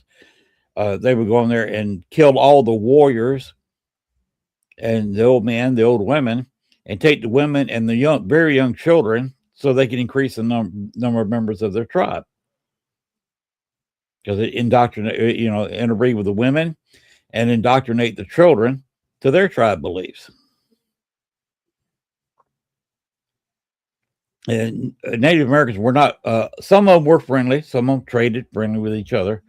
Others, it was horrifying what used to go on in North America oh yeah, before. And the things that the white man did to the Native Americans, it's amazing. Our whole country isn't haunted by angry Native American spirits. yeah, that's true. Hey guys, I hate to interrupt, but it's 1 hour 49 minutes, so Uh-oh. can we stop at 2 if you don't mind? Oh, I was kind of watching that, and I know. I think we're winding down. We can go ahead and end this thing in 10 minutes, can't we, Kevin? Yeah, that's fine with me. I have to work tomorrow, so I probably should get to bed anyway. I wasn't paying Oh, yeah. attention to. All right. Well, don't forget to tell us how everybody can reach out to you, Kevin, and I'm gonna pop back in. Okay. That's what I want to cover in the last 10 minutes. Kevin, I want you to go over again where people can reach you. Okay. The main place, myhauntedDolls.com. That's my website. It's here on the screen. Um, and I have a link page there. You can find my YouTube channel. The YouTube channel is also called My Haunted Dolls. In fact, that's easy to find. You can put in youtube.com/My Haunted Dolls. Um, so I've got the YouTube. I've got the website, myhauntedDolls.com. Oh, I have a bookstore. I published several books, a couple of books on my haunted collection, some supernatural novels I've written based on some of the items and ghost stories. Where are the books available? You can get them if you want an autographed copy. I've got a store at myhauntedDolls.com, but you can otherwise get them at Amazon. They're on Kindle. Online stores like Barnes and Noble and Books a Million have them. Most online stores I've seen, and I've got two that made it to Audible. If you like audiobooks, I've got just a couple of those out there. And also on my website, myhauntedDolls.com. There's a link to my Redbubble store if you want to buy T-shirts. Oh, I do have a podcast I do where I tell ghost stories. It's from Podbean, but you can find it on Spotify, Amazon. It's called the Haunted Collection Podcast Show, Cool. and I just like to tell my favorite ghost stories on there.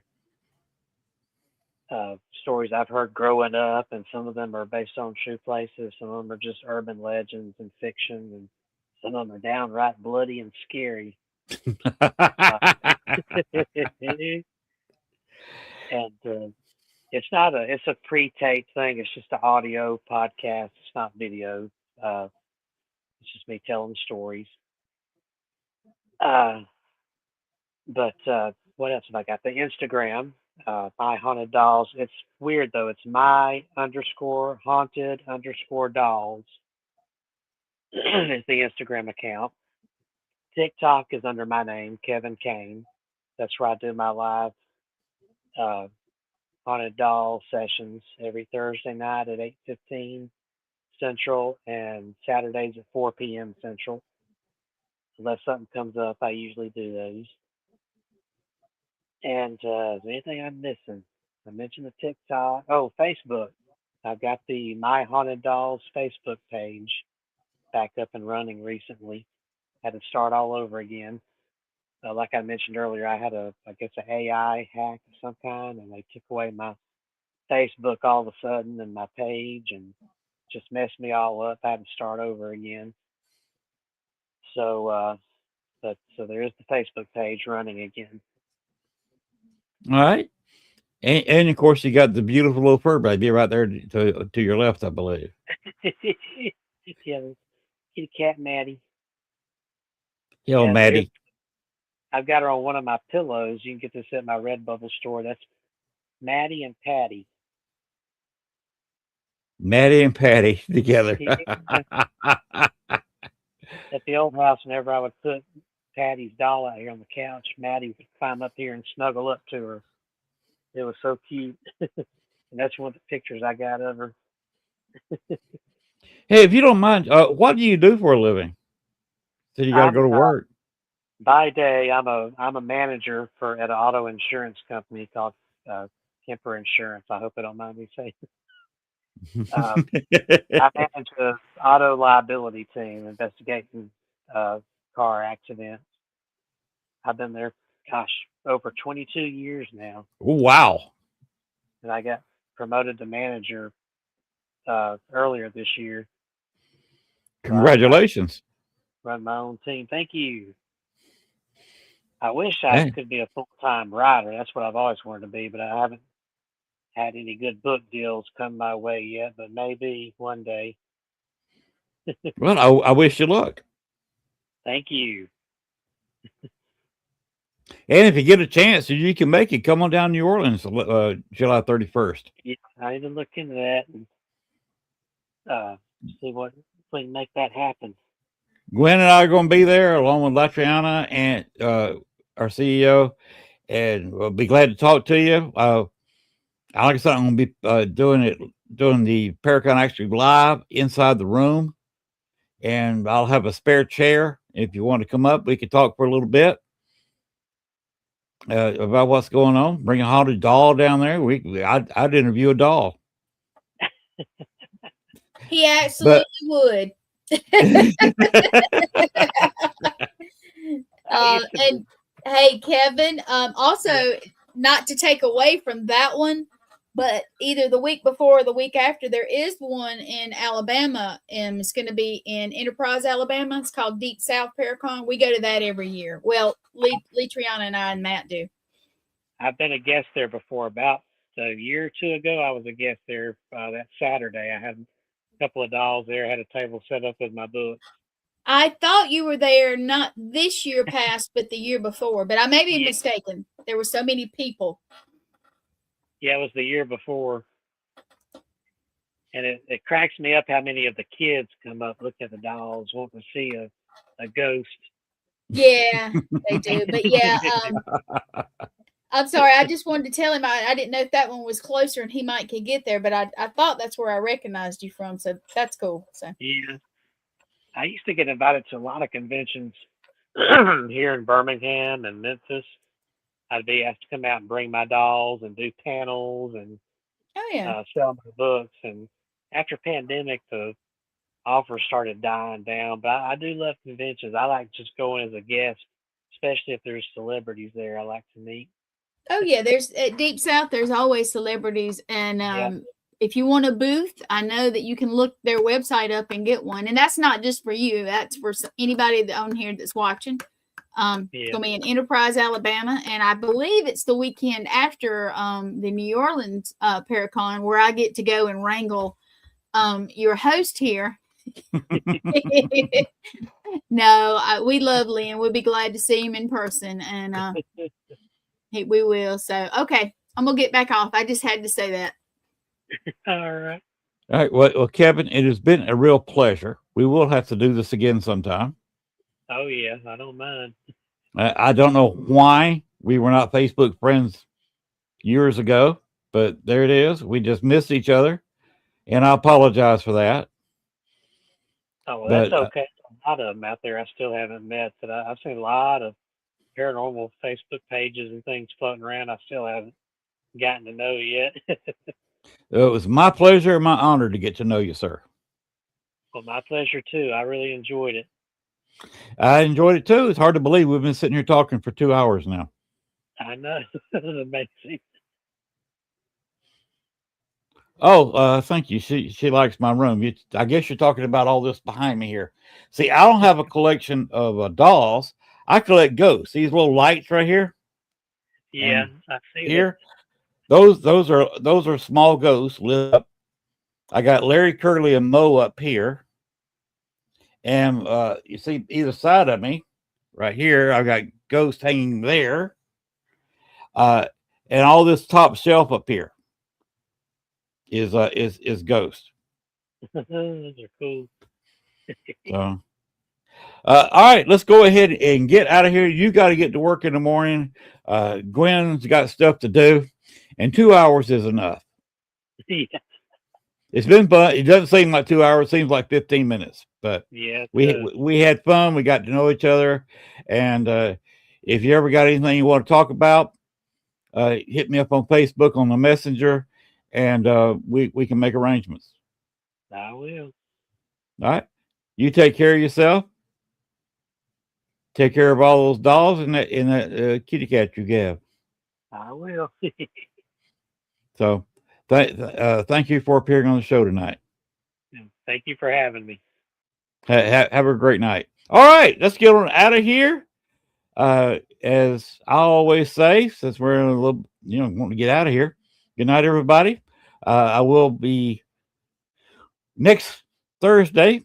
Going to do a little Christmas Day show.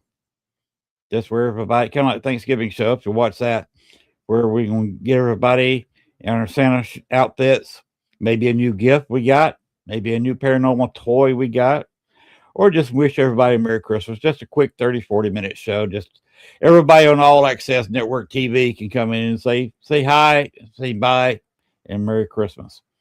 But until then, just remember, the paranormal never sleeps, although we have to as human beings. Good night, everybody. See you next week.